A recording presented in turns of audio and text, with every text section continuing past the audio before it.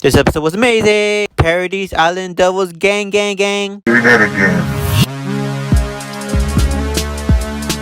I kid you not, this episode was god tier awesome. Mappa Studios killed this. This animation was god tier and so impressive, bro. So to start things off in this video on my review of episode 7 of Attack on Titan Fall Season, started off with what happened during the last few minutes of episode 6. The Jaw Titan tries to take the Founder Titan from Eren but fails to do so because Levi stepped in and dislocated his lower jaw joint. With Galliard on the ground, the scouts swarm all over him, and seemingly to be Galliard's demise, the Cart Titan pulls up with the Panther Squad and mows down the scouts with their machine guns equipped on the Cart Titan. While all this occurs and the scouts take cover from the gunfire, Laura Tybor, the holder of the Warhammer Titan, pulls a counterattack on Eren by trapping him in a tall, white, hardening tree structure while she's still in her crystallized shell. Then lo and behold, as things took a turn for the worse for the scouts, the Beast Titan shows up. At that point, I thought it was clipped for the scouts since all the Titan holders of Marley are now on the battlefield and ready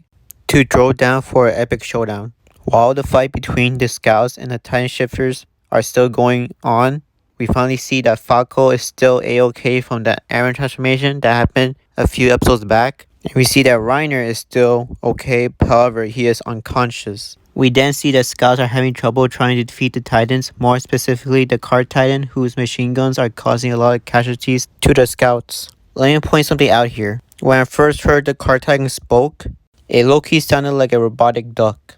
And yeah, I know it spoke in season 3 and whatever, but it's been a while since I heard the Cart Titan spoke in a long time, so I was very surprised when I first heard it in a while.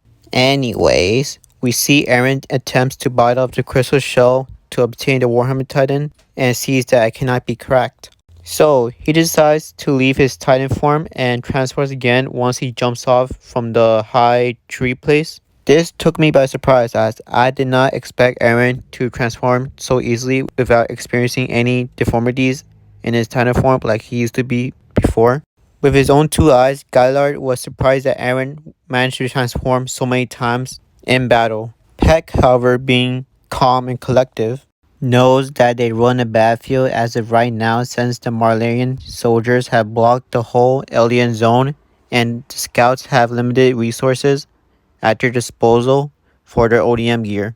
Afterwards, we see the Beast Titan makes his signature drone moves on the buildings full of scouts. We then get to see both Gabby and Falco meet each other again with Commander Magav for a minute. After that whole meetup, across a body of water, we see a bunch of battleships going to be sailed to the battlefield.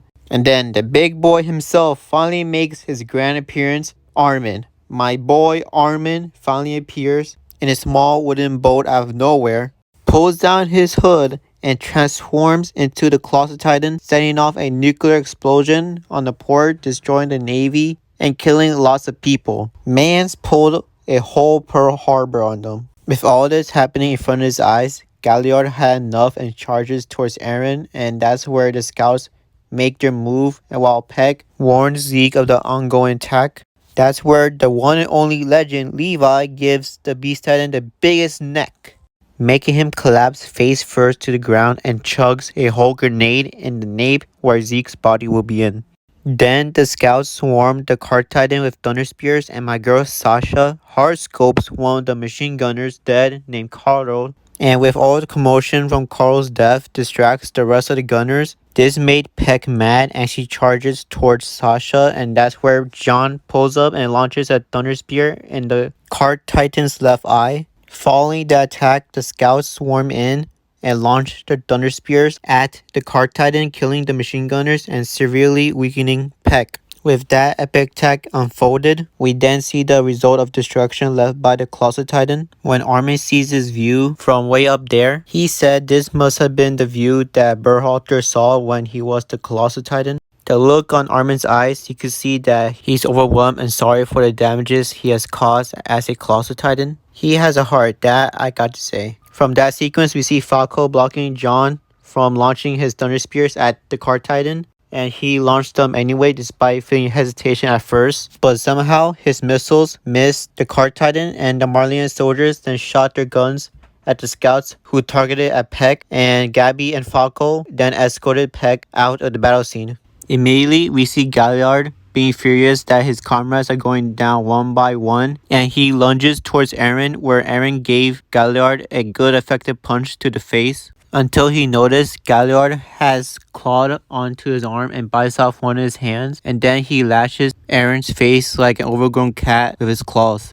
Eren blocks one of Galliard's moves with the crystallized ball, holding the Warhammer Titan, and sees that the Jaw Titan's claws left a scratch on it, giving Eren an idea, and then Mikasa pulls up to support Eren. Outside from the fighting, we see Falco and Gabby are in a safe location from the battlefield with an injured Peck. Then all of a sudden, we see a battle blimp following the Guidelight pathway that was set up by the scouts. And who do you see in that ship? Well, it's no other than the Titan lover herself, Hanji, alongside with Armin and a new character named Onya Capone. With this blimp appearing, it gives the scouts a chance to escape, and once Galliard saw this, he immediately goes toward the blimp. He does not pay attention to his surroundings, and then all of a sudden Mikasa catches Galliard lacking and chop his ankles off. And then Eren grabs the Jaw Titan by the hair and tosses him to the ground like a ragdoll. Eren tears the Jaw Titan's arms one by one and stuffs the crystallized ball in the Jaw Titan's mouth. And Eren uses the Jaw Titan as a nutcracker with force to crack the crystallized ball, making large cracks in a small amount of time. And then the jaws finally crush down on the holder of the Warhammer with blood spewing out. Eren chugs the blood down like it's cola. That's when we see Eren inheriting the Warhammer Titan. And then once he consumed the Warhammer Titan, he then pounds the Jaw Titan while Gabby and Falco